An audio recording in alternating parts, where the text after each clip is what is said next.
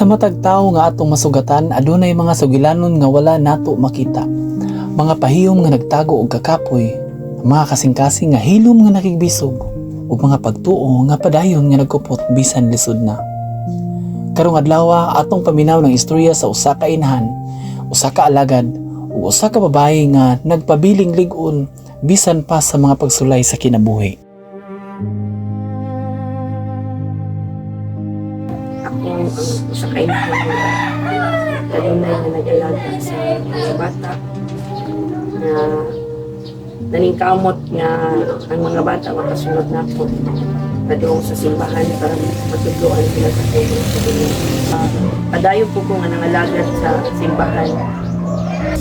Sa akong pagpangalagad sa Ginoo is maupod ang akong mapasunod sa akong mga anak. Manay akong gusto nga wala man ko'y yuta o mga unsa diha nga mapamana sa ilaw, ko'y lain pamana kung di ang pagsunod ngadto sa Ginoo. Ang ilang papel diri sa akong kinabuhi, may nakapahatag na ako og kusog nga nganong mabuhi pa ko aning kalibutan nato. Sila'y akong gihimong inspirasyon sa akong kinabuhi nga ug nganong nagmalig-on ko sila ug nganong niya pa ko hangtod karon ang ako gadyong anak.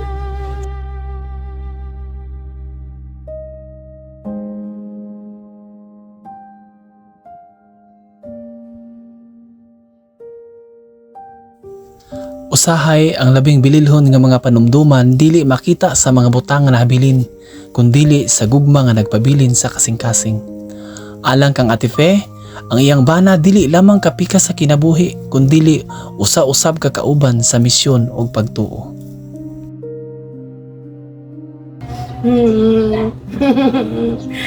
Makahilak jud ko sa una malipayon jud mi. Ako wala ko'y trabaho, akong bana is usa siya ka preacher, usa ka instrumentalist sa Ginoo diri sa El Shaddai. No? Malipay na ko bisag binlan ko niya og 200 pesos. Kasya gyud na namo sa among pamilya, kasya na ko nga makaunon within 1 week gid na nga mabiyahe ang akong bana kay Chol nga magsabuwag siya sa pulong sa Ginoo as a preacher sa El Shaddai. Kanya pag uli niya, ang kwarta ngayang ibilin sa ako in 1 week na pag yung mga napay mabilin ako tagdos, anak gyud, grabe gyud, kanang ampuan ra nako ang kwarta ngayang ihatag nga Lord pagkasyahin mo ko ito. Magkasya gyud niya pag uli, malipayon jud niya in nga buomi nga pamilya. Taw, grabe gyud, grasya gyud sa Ginoo. Wala nga ako misalig jud ko sa Ginoo. Ang sikreto gid pud nako sa pag ngano nga ang grasya sa Ginoo nga di gid maubos diri sa amo. Naa sa Malakias 3:10 nga ingon ang Ginoo nga sulay ako ninyo sa paghatag sa inyong ikapo, niabdihan nako ang kayamanan na sa langit ug ibuhos na sa inyo. Dili yaman nga ikaw padatuon, hindi yaman nga kontento ka, healthy imong panlawas. Maurog gyud na akong sikreto hangtod karon.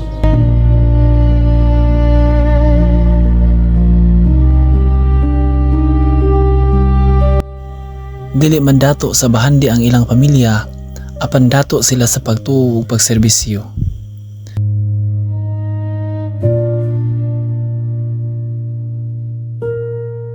Sulod sa daghang katuigan, ang pamilya ni Ate Fe nahimong usa ka panimalay nga gitukod dili lamang sa pagpaningkamot apan sa pagpangalagad sa Ginoo.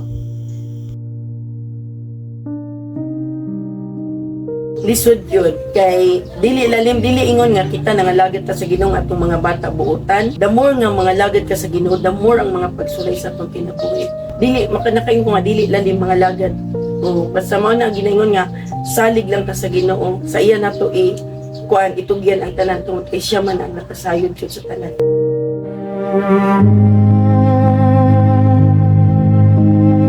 Nay usahay nga bitaw ka nang manghina ta ba? Pero miingon jud ko nga Lord, nagpaila na kanako, gipili na ko nimo.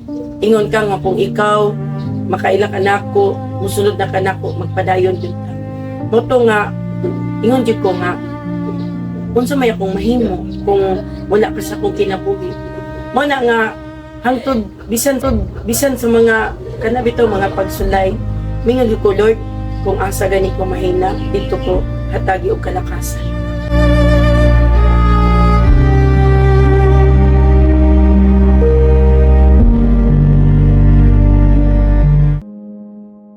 Usahay adunay mga panghitabo nga dili nato mapangandaman.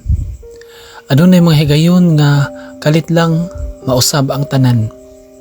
Ug usahay ang pinakalisod nga pagsulay maabot sa panahon nga wala nato kini gipaabot. Pero time nga katong na-hospital siya pila lang kaadlaw, wadyo ko magunahon na og negative nga mawala siya kung dili ako siya gihilot para nga pag makamata na siya daghan kong isulti sa iya ha. Daghan kong isulti niya nga gibuhat sa mga nurse ug doktor sa iya ha. Pero miabot gid ang time na nawala gid siya, gikuha gid siya sa Ginoo.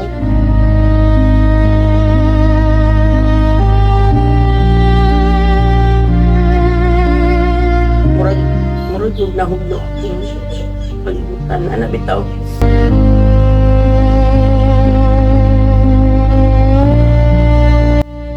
Nagpasalamat din po ko sa imo itong mayari ka kay grabe gid ka bugat, wala ko kasabot. Murag ambot, murag miabot ba ang time nga kana bitaw na kuan ko murag makaunahon ako dili maayo ba pero muntan-aw ko sa akong mga anak nga kanang angayan pagid sila kay mga bata pa ba na kinahanglan gid ako manitaw. Miabot gid ang panahon na grabe kami nga miabot ang panahon nga sakit kaayo.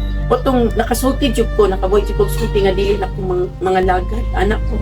Dili na ko kanang nay magpakuan magpa-over dili na ko o dili na ko yung magampo sa lain dili na ko nya dili na ko mo kuan sa El Shaddai na anak ko nya dili na ko undang na ko pagkaliktor pagkatanan undang na ko gusto na ko magmukmuk ko nara diri sa sulod dagi mo ingon sa ako ang mura bag magmanghunghong na sa ako ang kung mobiya ka kung dili na ka mga lagad na ako kung sa may mahimo na ako nimo ug wala ko anak bitaw mo to nga nangayo iko pasayo sa Ginoo ko Lord kanang tabangi ko diguna ko kunya nakita na ko akong mga anak na kinahanglan gyud ko nga maningkamot ba nagampo jud ko sa Ginoo nga hatagan ko niya og guide i-guide gyud ko niya sa Holy Spirit i-guide ko niya dili gyud pwede nga di ko makapadayon tungod kay nakita pud na ako ang mga batan-on karon nga ana bang basta ako makuan sa akong mga anak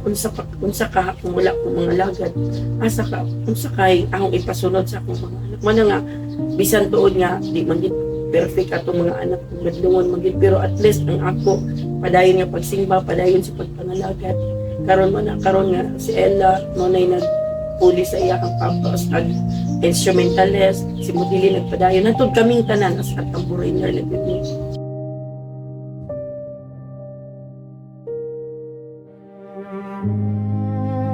Pagkawala sa usa ka minahal dili sayon adunay kasakit nga dili masukod sa pulong adunay mga pangutana nga usahay wala dayoy tubag apan sa taliwala sa kasakit adunay usa ka butang nga wala mabiyai ni Ate Fe ang iyang pagtuo. Prayer at yung ko salig lagi ko sa Ginoo. Grabe gid ang akong pag-ampo sa Ginoo. Hilak din ako kada kadlawon jud ko mag-worship ko. Mangayo ko tabang niya tungod kay kung di ko ilain kusog na gigamit sa iya halagi.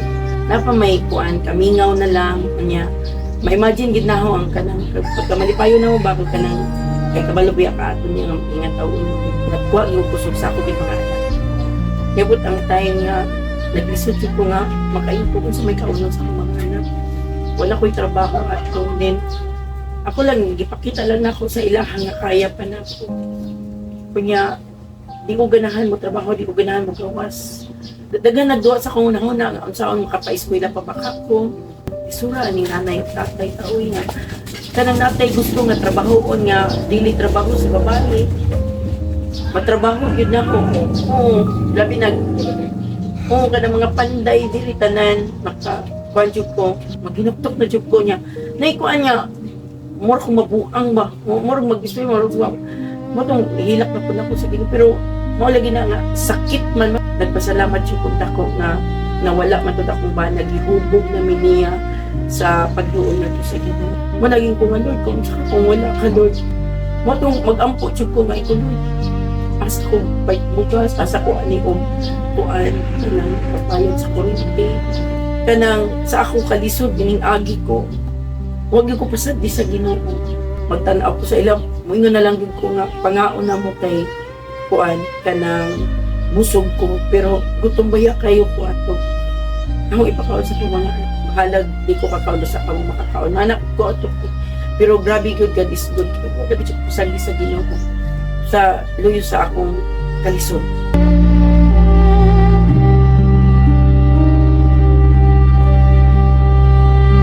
Dagan kayo'y nagtawag nga Sir P, asa na ba kasaon na maari man ka mag-prayer ka na gusto na ko nga magsabwag og pulong sa Ginoo ang atong plano lahi gid ang plano sa Ginoo mo na nga ingon ko nga Lord ang tanan kalooban na ni di na ko magpatuloy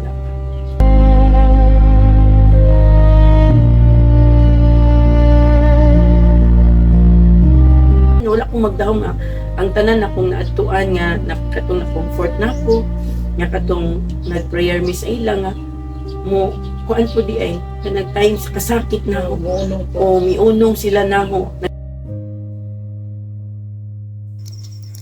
Ang istorya ni Ate Fe, di lamang istorya sa pagkawala. Istorya kini sa gugma. Istorya sa pagtuo. Ug labaw sa tanan.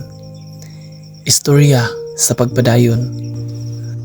Akong isulti labi na sa panghitabo nako duol ta sa Ginoo salig gyud ta sa Ginoo kuptan gyud nato ang iyang pulong ato gyud nang pangayo sa Ginoo nga i-guide ta niya kanunay makagan ang puso kung aduna man gani kay pagsulay na naa ang Ginoo pinagpala sama sa kinabuhi ni Job mao nay ako gi kuan diri sa mao nay mo rebuild bitaw sa ako ang nahuna nga bitaw no kanang kinahanglan Lord nga kung dili ako ang tag-iya sa akong kinabuhi ko dili ako ang tag-iya sa akong kinabuhi kung dili ikaw while nga nabuhi ako gid ning ihatag kung unsa man ang imong pinaka-the best nga ikalipay nimo diri sa akong kinabuhi angay nga magpasalamat kita sa Ginoo ba nga bisan tuod og wala na siya sa akong kinabuhi sa amo tanan is nagpadayon nga naa gipakita gid sa Ginoo nga wala mo'y mahimo kung wala ko nga nawala man tuod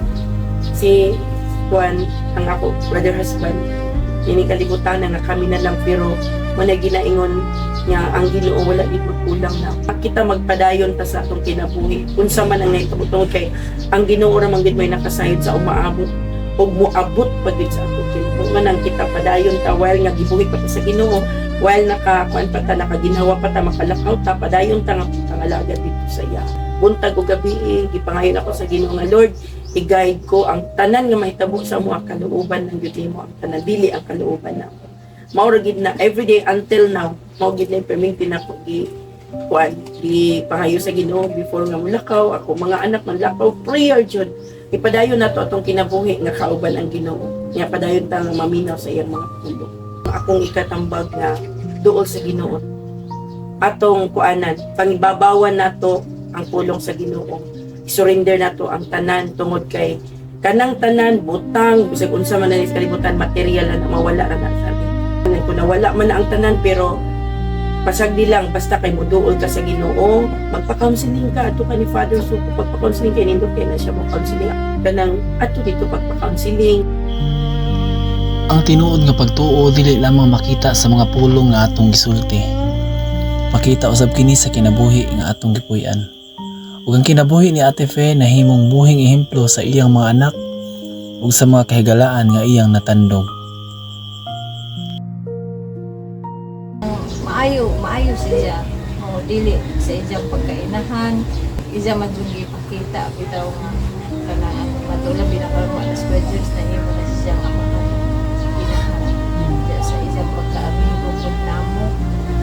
Dili na lang siguro amigo kay murag igsuon naman gyapon pa. Oo. Ya. Kanang masiran na mo sa among problema. Siya ko grabe taw.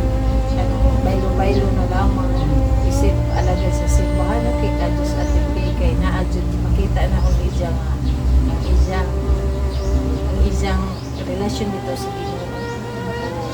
Naagad ko problema may mga ikuti ang puko. Kuan labi na kay prayerful nakaadyo mas close iyang relasyon sa Ginoo karon ja kanang mas dedicated siya sa isang pagpangalaga.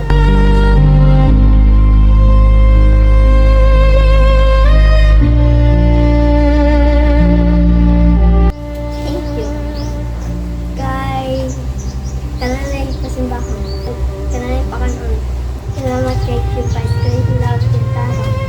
Malipayon ko. Sabi na, karon nga murag nasulti na ko. Ang akong nasa ko kasing-kasing karon nga naka. Imo ko interview. Murag napagawas na ko ang tanim. Nga karon nga hangtod karon malipayon jud ko kauban sa akong mga anak. And then nagkahiusap akong mga anak. Nga sa dili na ko ma-express akong kalipay nga kauban ko na ko ang Ginoo nga wa gid mi niya pasagdi. Malipayon ko nga nangalagad, malipayon ko karon as a physically, spiritually, kay mingon lagi ko nga Lord, gamit aming tanan sa espiritu katotohanan. Mao gid na ako. Malipayon po ko nga as a magtudlo ko sa mga batan-unan.